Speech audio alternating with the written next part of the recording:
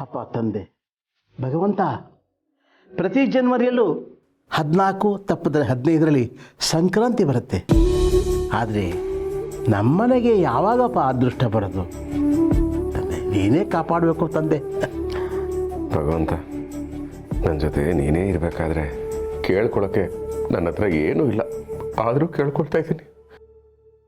ಉಸಿರಾಡೋದಕ್ಕೆ ಮರ, ಬದುಕೋದಕ್ಕೆ ನರ ಹೇಗೆ ಮುಖ್ಯನೋ ಬದುಕೋದಕ್ಕೆ ಬರಹನೂ ಅಷ್ಟೇ ಮುಖ್ಯ. ನನ್ನ ಪರಿಸ್ಥಿತಿ ಈಗ ಕುಡ್ದವ್ರಿಗಿಂತ ಜಾಸ್ತಿ ಟೈಟ್ ಆಗಿಬಿಟ್ಟಿದೆ. ಅದನ್ನು ನೀನೇ ಹೇಗಾದರೂ ಒಂದು ಲೂಸ್ ಮಾಡಬೇಕು. ಏನ್ರಿ ಅದು ಟೈಟ್ ಸಿಚುವೇಶನು? ಬಹುಶಃ ಜಾಗ ಇಕ್ಕಟ್ಟಾಯ್ತಲ್ಲ, ಅದಕ್ಕೆ ಹಂಗೆ ಹೇಳ್ತಿದ್ರ ಕಾಂತ.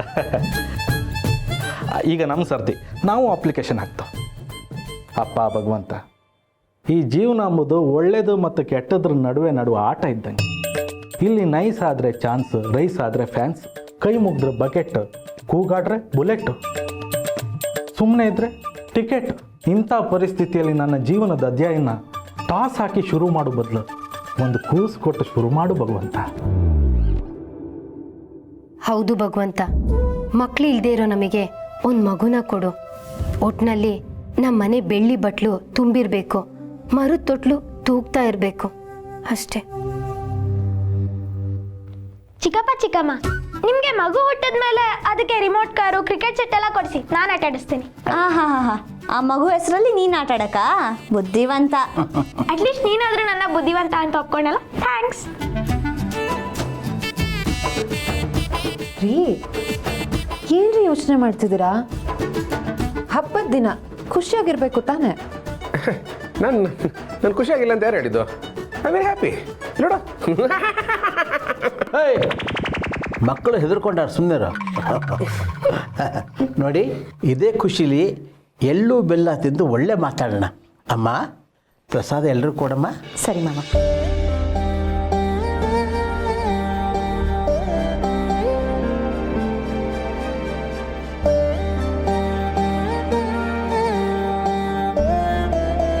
ಯಜಮಾನ್ರೆ, ನೀವು ಕಾಮಕ್ಕೆ ಬ್ಯೂಟಿಫುಲ್ ಆಯ್ದ್ರಿ. ಎಳ್ಳು ಬೆಲ್ಲ ತಿಂದೆ, ಒಳ್ಳೆ ಮಾತಾಡಿದೆ. ರೇ, ಸುಮ್ಮನೆ ಇರ್ರಿ ಮಾವಯ್ಯ. ಆ ದೇವರು ನಿಮಗೆ ಇನ್ನೂ ಹೆಚ್ಚು ಆರೋಗ್ಯ ಕೊಟ್ಟು ನಮ್ಮ ಮಗುಗೆ ನೀವೇ ಕತೆ ಹೇಳುವಾಗಲಿ. ಆಶೀರ್ವಾದ ಮಾಡಿ. ಆಗಲಿ.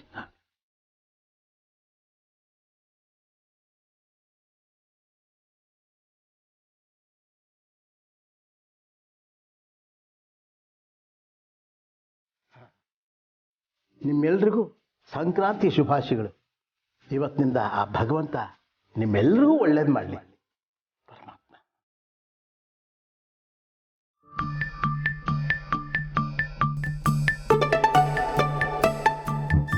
ರೀ, ನೀವೇನು ನನ್ನಿಂದ ಮುಚ್ಚಿಡ್ತಿದ್ದೀರಾ? ಗಿರಿ, ನೀನು ಈ ಥರ ಗರಂ ಕೇಳಿದ್ರೆ ಗರಂ ಮಸಾಲೆಗಿಂತ ಖಾರವಾಗಿ ಕಾಣಿಸುತ್ತೆ ನಿನ್ನ ಮುಖ. ನಾನು ಹೇಳೋ ವಿಷಯನ ನೀನು ಸ್ವಲ್ಪ ತಾಳ್ಮೆಯಿಂದ ಕೇಳಬೇಕು. ಆದರೆ ಇಲ್ಲಿ ಬೇಡ, ಲೊಕೇಶನ್ ಶಿಫ್ಟ್ ಮಾಡೋಣ. ಸರಿ, ನಡೀರಿ.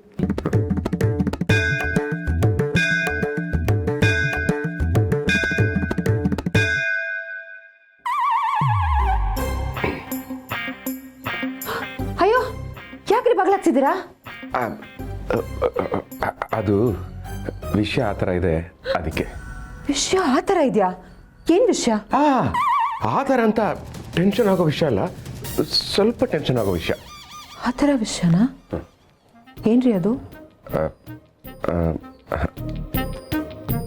ಏನು ಅಂದರೆ, ಅಯ್ಯೋ, ಏನು ಅಂದ್ರೆ ಅಂತ ನಾನು ನಿಮ್ಗೆ ಕರೆಯೋದು. ನೀವೇನ್ರಿ ಏನು ಅಂದ್ರೆ ಅನ್ಕೊಂಡು? ಏನು ಅಂದರೆ ಆ ಥರ ಹೇಳಿಲ್ಲ ನಾನು. ಏನು ಅಂದರೆ ಅಂತ ಹೇಳಿದ್ದು.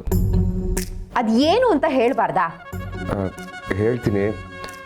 ಆ ವಿಷಯ ಕೇಳಿ ನೀನು ಕೋಪ ಮಾಡ್ಕೋಬಾರ್ದು. ನಾನು ಕೋಪ ಮಾಡ್ಕೊಳ್ಳೋದಿಲ್ಲ. ನೀನು ಬೇಜಾರು ಮಾಡ್ಕೋಬಾರ್ದು. ನಾನು ಬೇಜಾರು ಮಾಡ್ಕೊಳ್ಳೋದಿಲ್ಲ.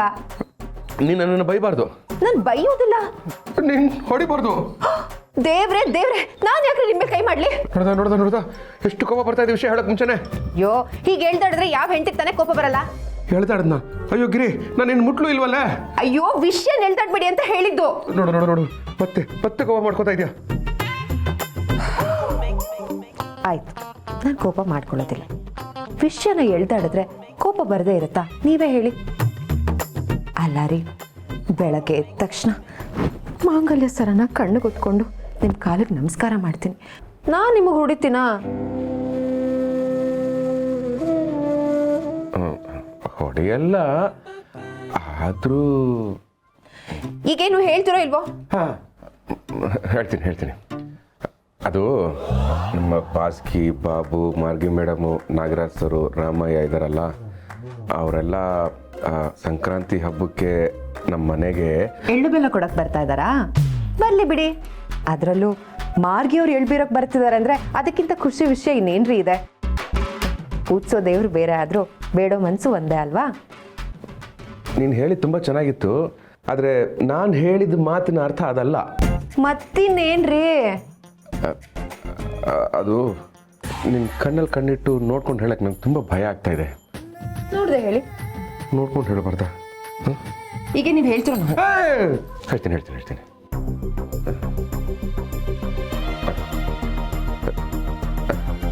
ಗಿರಿ, ನೀನು ಅನ್ಕೊಂಡಾಗೆ ಅವರೆಲ್ಲ ನಮ್ಮ ಮನೆಗೆ ಎಳ್ಳು ಬೆಲ್ಲ ಬೇರೆ ಬರ್ತಾ ಇಲ್ಲ, ನಮ್ಮ ಮನೆಗೆ ಊಟಕ್ಕೆ ಬರ್ತಾ ಇದ್ದಾರೆ. ಬಂದರೆ ಬರಲಿ ಬಿಡಿ, 3,000 ಇದೆಯಲ್ಲ ಅದರಲ್ಲಿ ಅಡ್ಜಸ್ಟ್ ಮಾಡಿದ್ರೆ ಆಯಿತು ಅಂತ ನೀನು ಹೇಳ್ಬೋದು. ಆದರೆ ಆ 3,000 ಆಯ್ತಲ್ಲ, ಒಬ್ಬರು ಅಸಹಾಯಕರು ಬಂದು ನಂಗೆ ತುಂಬ ಕಷ್ಟ ಇದೆ, ನಮ್ಮ ಹೆಂಡತಿಗೆ ಆಪರೇಷನ್ ಮಾಡಿಸ್ಬೇಕು ಅಂತೆಲ್ಲ ಹೇಳಿದ್ರು. ನಂಗೆ ತುಂಬ ಕನಿಕರ ಬಂತು. ಇರೋಬ್ಬರ ದುಡ್ಡನ್ನೆಲ್ಲ ಅವರು ಕೊಟ್ಬಿಟ್ಟು ಈಗ ಕೈಯಲ್ಲಿ 1 ರೂಪಾಯಿ ಇಲ್ಲ, 1 ಪೈಸೆ ಇಲ್ಲ, ಏನು ಮಾಡಬೇಕು ಅಂತ ಗೊತ್ತಾಗ್ತಾ ಇಲ್ಲ. ಅವ್ರು ಬೇರೆ ಆನ್ ದಿ ವೇ ಇದ್ದಾರೆ ಅಂತ ಹೇಳ್ತಾ ಇದ್ದಾರೆ. ಅವ್ರು ಬರೋ ವಿಷಯ, ನಾನು ದುಡ್ಡು ಕೊಟ್ಟ ವಿಷಯ ಎರಡೂ ಮುಚ್ಚಿಟ್ಟಿದ್ದೆ. ಇದನ್ನು ನಿನಗೆ ಹೇಳಿದ್ರೆ ಬಾಯಿ ಬಂದಾಗ ಬೈಸ್ಕೋಬೇಕು ಅನ್ನೋ ಬೈದಲ್ಲಿ ಹೇಳಿರಲಿಲ್ಲ, ಆದರೆ ಈಗ ವಿಧಿ ಇಲ್ಲ, ಅದಕ್ಕೆ ಹೇಳ್ತಾ ಇದ್ದೀನಿ. ಹೆಂಗಿದ್ರೆ ಬೈದ್ಬಿಡು, ಹೆಂಗಿರು ಬಾಗಿಲಾಕಿದ್ದೀನಿ, ಬೈಸ್ಕೊಂಡ್ಬಿಡ್ತೀನಿ.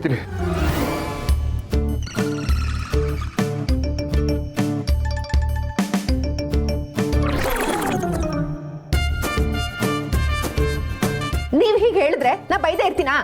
ಕೊನೆ ಮೊಮೆಂಟ್ ಹೇಳಿದ್ರೆ ನಂಗೇನು 10 ಕೈ ಇದೆ, ಇರೋ 2 ಕೈಲಿ ಏನು ಅಂತ ಮಾಡ್ತೀನಿ ಅಂತ ಹೇಳ್ತೀನಿ ಅನ್ಕೊಂಡ್ರ? ಅತಿಥಿ ಸತ್ಕಾರ ನಮ್ಮ ಧರ್ಮ ಅಲ್ವಾ? ಬರ್ಲಿ ಬಿಡಿ.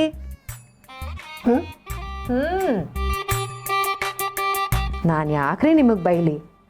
ಇನ್ನೊಬ್ರಿಗೆ ಸಹಾಯ ಮಾಡಬೇಕು ಅನ್ನೋ ನಿಮ್ಮ ಗುಣ ಇದೆಯಲ್ಲ, ಅದು ಒಳ್ಳೇದೇ, ಆ ಭಗವಂತನೇ ಮೆಚ್ತಾನೆ. ಆದರೆ ನಮಗೂ ಏನು ಉಳಿದೇ ಇರೋ ಹಾಗೆ ಖಾಲಿ ಕೈ ಮಾಡ್ಕೊಂಡು ಬಂದಿದ್ದೀರಲ್ಲ ಅಂತ ಬೇಜಾರು. ಹೋಗ್ಲಿ ಬಿಡಿ. ಹಾಂ, ಶಂಕರಣ್ಣ ಹೇಗಿದ್ರೆ ನಂಗೆ ಸ್ವಲ್ಪ ದುಡ್ಡು ಕೊಡಬೇಕಾಗಿತ್ತು, ಅವ್ರ ಹತ್ರ ಕೇಳಿ ತಗೊಂತೀನಿ. ಸದ್ಯಕ್ಕೆ ಅವರೆಲ್ಲ ಬರಲಿ, ನಮಗೆ ಮಾಡ್ಕೊಂಡಿದ್ದೀವಲ್ಲ ಅಡುಗೆ, ಅದನ್ನೇ ಅವ್ರಿಗೆಲ್ಲ ಬಡಿಸೋಣ. ನಾವು ಬೇಕಾದರೆ ರಾತ್ರಿ ಹಬ್ಬದೂಟ ಮಾಡೋಣ ಬಿಡಿ. ಹಾಂ, ಈಗ ಸಮಾಧಾನ ಆಯ್ತು ಗಿರಿ.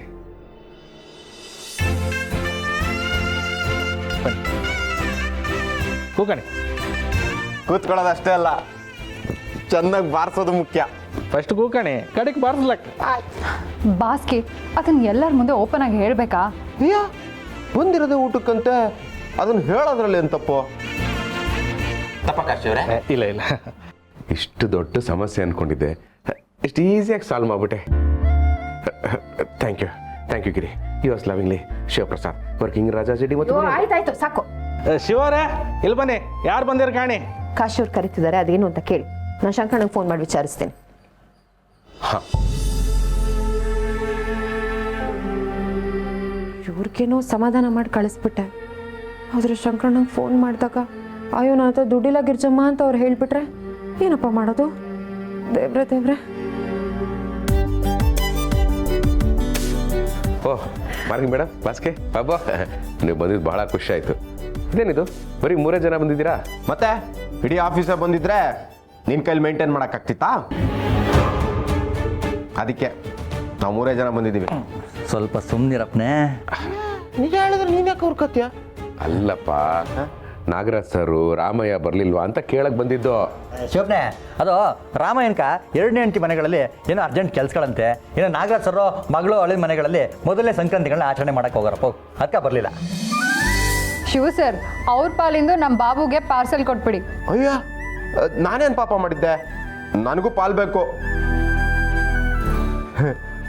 ಅಡುಗೆ ಬೇರೆ ಘಮ ಅಂತಿದೆ, ಪಾರ್ಸಲ್ ತಗೊಂಡೋಗದೆ ಬಿಟ್ಬಿಡ್ತೀನಾ? ನೀವು ಬಂದಿದ್ದೇ ನನ್ನ ಭಾಗ್ಯ. ಅತಿಥಿಗಳು ದೇವ್ರ ಸಮಾನ. ಮತ್ತೆ ಹೆಂಗ್ ನಡೀತಿತ್ತು ಕೆಲಸ ಎಲ್ಲ? ತುಂಬ ನನ್ನೊಬ್ಬಂದಂತೂ ಬಹಳ ಚೆನ್ನಾಗಿ ನಡೀತಾ ಇದೆ. ಮೊನ್ನೆ ತಾನೇ ಇನ್ಕ್ರಿಮೆಂಟ್ ಆಯ್ತು. ಪಾಪ ಶಿವುಗೆ ಕಷ್ಟ. ಹೌದೌದು, ಬಾಸ್ಕಿದು ಎಲ್ಲೆದ್ರು ಕೆಲಸಗಳು ಚೆನ್ನಾಗಿ ಆಯ್ತವಪ್ಪ. ಯಾಕಂದ್ರೆ ಸೇಲ್ಸ್ಗಳ ಜೊತೆಗೆ ಸ್ವಂತ ಫ್ಯಾಕ್ಟ್ರಿಗಳು ಬೇರೆ ಮಾಡ್ಕೊಂಡಪ್ಪ. ಫ್ಯಾಕ್ಟ್ರಿನಾ? ಹೇ ಬಾಸ್ಕಿ, ಹೇಳಲೇ ಇಲ್ಲ. ಯಾವ ಫ್ಯಾಕ್ಟ್ರಿ? ಬಕೆಟ್ದು.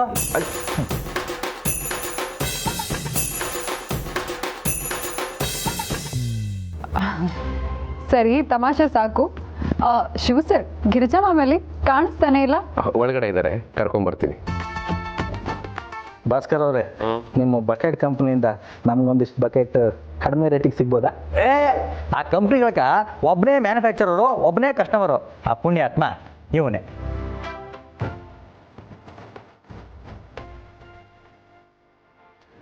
ಮಾವ ತಗೊಳ್ಳಿ, ಇದರಲ್ಲಿ 2,500 ಇದೆ.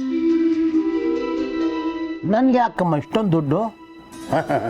ನನಗೇನಾದ್ರು ಗಿಫ್ಟ್ ತಗೋಬೇಕಾ?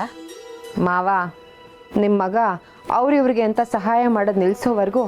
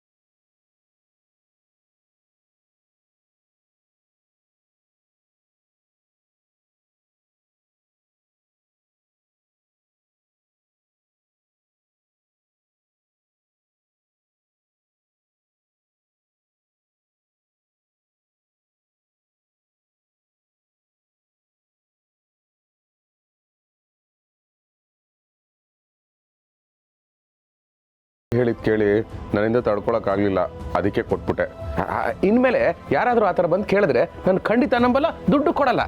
ಇದು ಆ ಪಕ್ಕದ ಮನೆ ವಿಠಲ್ ಮೇಲೆ ಆಣೆ. ಅಕ್ಕ, ಅಣ್ಣ ದಯವಿಟ್ಟು ಸಹಾಯ ಮಾಡಿ.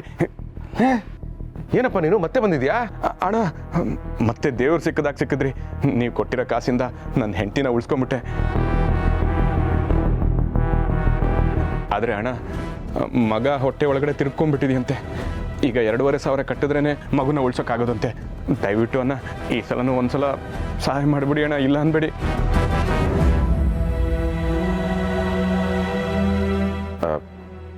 ಅಲ್ಲಪ್ಪ, ಈಗ ನಾನು ದುಡ್ಡು ಕೊಟ್ರೆ ನಿನ್ನ ಮಗು ಬದುಕುತ್ತಾ? ಹ್ಞೂ ಅಣ್ಣ. ಅಲ್ಲಪ್ಪ, ನಿನ್ನ ಮಾತನ್ನ ನಂಬೋದಾ? ಅಣ್ಣ, ನನ್ನನ್ನು ಕಳ್ಳ ಸುಳ್ಳ ಏನು ಅನ್ಕೊಂಡ್ರು ಪರವಾಗಿಲ್ಲ ಅಣ್ಣ, ಆದರೆ ನಿಮ್ಮ ನಂಬಿಕೆ ಮಾತ್ರ ಸುಳ್ಳಾಗಕ್ಕಿಲ್ಲ ಅಣ್ಣ. ದಯವಿಟ್ಟು ಇಲ್ಲ ಅನ್ಬೇಡಿ ಅಣ್ಣ.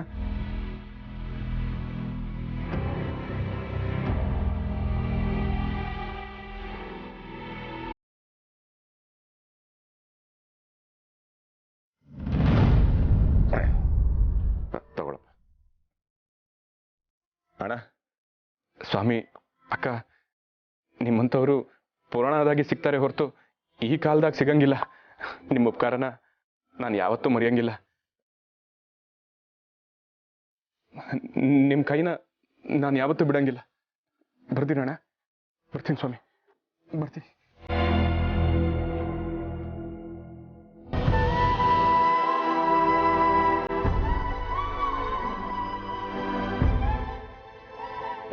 ಏ ಬಾಬು, ಯಾಕೋ ಹೋಗ್ತಾ ಇದೆಯಾ? ನೋಡಿದ್ರ ಮಾವ, ತಿದ್ದಿ ಬುದ್ಧಿ ಹೇಳಿ ಕೆಟ್ಟತನನ ಕಟ್ ಹಾಕ್ಬೋದು, ಏನೇ ಮಾಡಿದ್ರು ಒಳ್ಳೆತನನ ಮರೆಮಾಚಕ್ಕಾಗಲ್ಲ. ಅದಕ್ಕೆ ನನ್ನ ಗಂಡನೇ ಸಾಕ್ಷಿ. ಹೌದಮ್ಮ, ಅವನ್ನ ನನ್ನ ಮಗ ಅಂತ ಹೇಳ್ಕೊಳಕ್ಕೆ ನನಗೆ ಹೆಮ್ಮೆ ಆಗತ್ತೆ. ಆದ್ರೆ ಮಾವ, ರಾತ್ರಿ ಅಡುಗೆಗೆ ಏನ್ ಮಾಡ್ತೀನೋ ಆ ದೇವ್ರೇ ದಾರಿ ತೋರಿಸ್ಬೇಕು. ಇಂಥ ವಿಷಯಕ್ಕೆಲ್ಲ ದೇವ್ರನ್ನ ಯಾಕಮ್ಮ ಕರಿತೀಯ? ನಿಮ್ಮ ಮಾವ ನಾನು ಒಂದು ಅಷ್ಟೋ ಇಷ್ಟು ದುಡ್ಡು ಕೂಡಿಟ್ಟಿದ್ದೀನಿ, ಅದರಲ್ಲೇ ತರ್ತೀರಿ. ನೀನೇನು ಯೋಚನೆ ಮಾಡಬೇಡಮ್ಮ. ಹುಷಾರು ಮಾವ.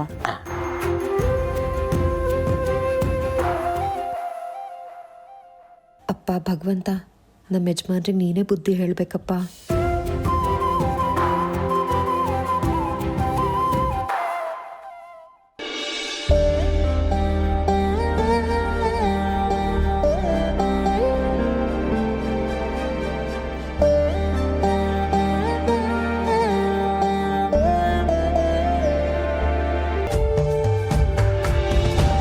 ಸಾವಕಾಶವಾಗಿ ನಿಧಾನವಾಗಿ ಊಟ ಮಾಡಿ.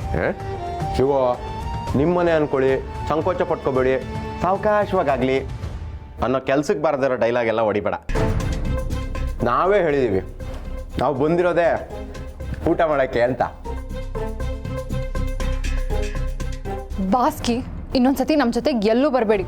ಹೋಗಿದ ಕಡೆ ಎಲ್ಲ ಮರ್ಯಾದೆ ಕಳೀತಿರಲ್ರಿ. ಅಯ್ಯೋ, ಮರ್ಯಾದೆ ಕಳೆಯುವಂಥದ್ದು ನಾನೇನು ಮಾಡಿದೆ? ಕಿರ್ಜಮ್ಮ ಮಾಡಿರೋ ಅಡುಗೆ ತಿನ್ಬೇಕು ಅಂದ್ರೆ ಪುಣ್ಯ ಮಾಡಿರ್ಬೇಕು ಅಂತ ಹೇಳಕ್ ಬಂದ್ರಾ? ಅಲ್ಲ, ಮತ್ತೆ ಪುಣ್ಯಕ್ಕೂ ಮೊದಲು ಅಡುಗೆ ಮಾಡಿರ್ಕ.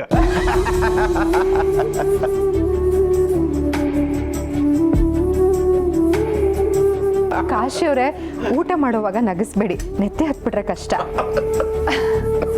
ಗಿರ್ಜಾ ಅವರೇ, ಅತಿಥಿ ಸತ್ಕಾರ ಹೇಗೆ ಮಾಡಬೇಕು ಅಂತ ನಿಮ್ಮನ್ನು ನೋಡಿ ಕಲ್ತ್ಕೋಬೇಕು. ಹೊಟ್ಟೆ ತುಂಬ ಊಟ ಹಾಕಿದ್ದೀರಾ, ಈಗ ನೋಡಿ ನಮ್ಮನ್ನು ಎಷ್ಟು ಚೆನ್ನಾಗಿ ಕೇರ್ ಮಾಡ್ತಾ ಇದ್ದೀರಾ. ಹೌದೌದು, ನಮ್ಮ ಗಿರ್ಜಮ್ಮ ಎಷ್ಟೊತ್ತಿಗೆ ಬಂದರೂ ಬಿಸಿ ಬಿಸಿ ಚಾ, ಗರಿ ಗರಿ ಬಜ್ಜಿ ಮಾಡಿ ಕೊಡ್ತಾರ. ಇಲ್ಲ, ನನ್ನ ಕೈಲಿ ಆತಿಲ್ಲ, ನಾ ಮಾಡೋದಿಲ್ಲ, ನನಗೆ ಮೂಡಿಲ್ಲ ಅಂದೇಳಿ ಹೇಳೋದೇ ಇಲ್ಲ. ಅದನ್ನ ನನ್ನ ಮುಖ ನೋಡಿ ಕೇಳ್ತಿದ್ದೀರಾ? ಇಂಡೈರೆಕ್ಟ್ ಆಗಿ ನೀವು ಮಾಡ್ಕೊಡಲ್ಲ ಅಂತ ಚಿಕ್ಕಪ್ಪ ಹೇಳ್ತಿರೋದು ಚಿಕ್ಕಮ್ಮ. ಪ್ರಣಿ, ನೀ ಹೇಗಳ ಕೈಯಾಗ ಪಿನ್ ಇಟ್ಕೊಂಡು ಓಡೋದಕ್ಕೆ ಶುರು ಮಾಡದ್ದ? ಓ ಕಾಶಿ ಅವರೇ, ಹೋಗ್ಲಿ ಬಿಡಿ, ಪಾಪ ಅವ್ರು ನೆಮ್ಮದಿಯಾಗಿ ಊಟ ಮಾಡಲಿ. ನೀವು ಊಟ ಮಾಡಿ, ಊಟ ಮಾಡಿ.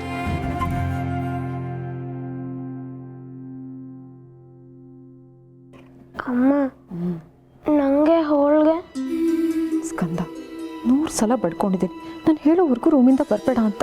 ಗೆಸ್ಟ್ಗಳೆಲ್ಲ ಇದ್ದಾರೆ, ಯಾಕೋ ಹಿಂಗೆ ಹೊಟ್ಟೆ ಉರಿಸ್ತಿದ್ಯಾ? ನಂಗೆ ತುಂಬ ಹಸಿವಾಗ್ತಿದೆ, ಅವ್ರ ಜೊತೆನೇ ಕುತ್ಕೊಂಡು ಊಟ ಮಾಡ್ತೀನಿ ಬಿಡು. ಸ್ಕಂದ, ಮೊದಲು ಅತಿಥಿಗಳು, ಆಮೇಲೆ ನಾವು. ಅರ್ಥ ಮಾಡ್ಕೊಳ್ಳೋ. ಯಾವಾಗಲೂ ಹಿಂಗೆ ಮಾಡ್ತೀರಾ? ಸ್ಕಂದ, ಯಾಕೆ ಒಂಥರ ಇದೆಯಾ?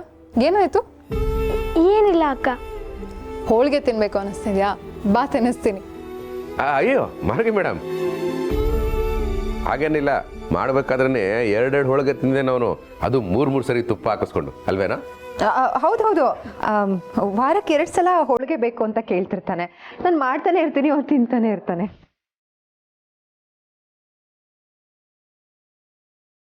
ವಾರಕ್ಕೆ 2 ಸಲ ಹೋಳಿಗೆ ಊಟಗಳೇ? ಸ್ಕಂದು, ಏನು ಪುಣ್ಯ ಮಾಡಿದ್ಯಪ್ಪನೆ? ಹಾ ಹೌದು, ಪುಣ್ಯ ಮಾಡಿದ್ದೀನಿ. ಪ್ರಣಿ, ಕಂದ, ನೀವು ಒಳಗೋಗಿರಿ, ನಾನು ಆಮೇಲೆ ಕರಿತೀನಿ. ಶಿವಪ್ನೆ, ಹಾ, ನಿಮ್ಮ ಅಪ್ಪಗಳಿದೆ? ಅಪ್ಪಗಳಲ್ಲ, ಅಪ್ಪ ಒಂದೇ. ಅಯ್ಯೋ ಕಾಶಿಗಳೇ, ಕಾಶಿ ಅವರೇ, ಅವ್ನು ಸ್ವಲ್ಪ ಹಾಗೆ, ನೀವು ಸುಮ್ಮನೆ ಇರಿ. ಮಾವ ಹೊರಗಡೆ ಹೋಗಿದ್ದಾರೆ, ಇನ್ನೇನು ಬಂದ್ಬಿಡ್ತಾರೆ.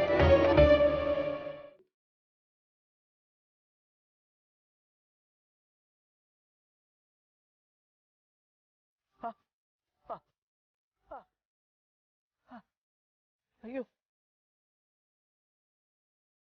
ಯಾಕೆ ತಲೆ ಸುತ್ತಾ ಇದೆ? ಸುಸ್ತಾಗ್ತಾ ಇದೆ, ಮೈಕೈ ಬೆವರ್ತಾ ಇದೆ. ಬೆಳಗ್ಗೆ BP ಮಾತ್ರೆ ತಗೊಂಡಿದ್ನಲ್ಲ ನಾನು, ಯಾಕೆ ಹೀಗಾಯ್ತು? ಅಯ್ಯೋ ಭಗವಂತ, ಸುಸೂತ್ರವಾಗಿ ನನ್ನ ಮನೆಗೆ ಸೇರ್ಸಪ್ಪ. ನಾನು ದಾರಿಯಲ್ಲಿ ನಡಿಬೇಕಾರೆ ಎಡವಿ ಬಿತ್ತು ಕೈ ಕಾಲು ಮುರ್ಕೊಂಡ್ರೆ ಆಮೇಲೆ ನಮ್ಮ ಮನೆಯವ್ರಿಗೆಲ್ಲ ತೊಂದರೆ ಆಗತ್ತಪ್ಪ. ಹಾಗಾಗ್ದಾಗೆ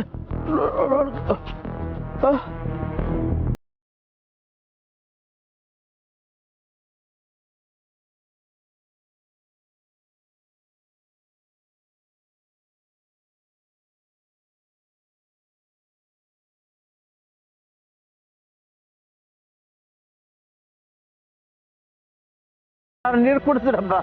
ಅಯ್ಯ ಅಯ್ಯ ಶಿವು, ಹಣ ಹಣ ಹಣ ಹಣ.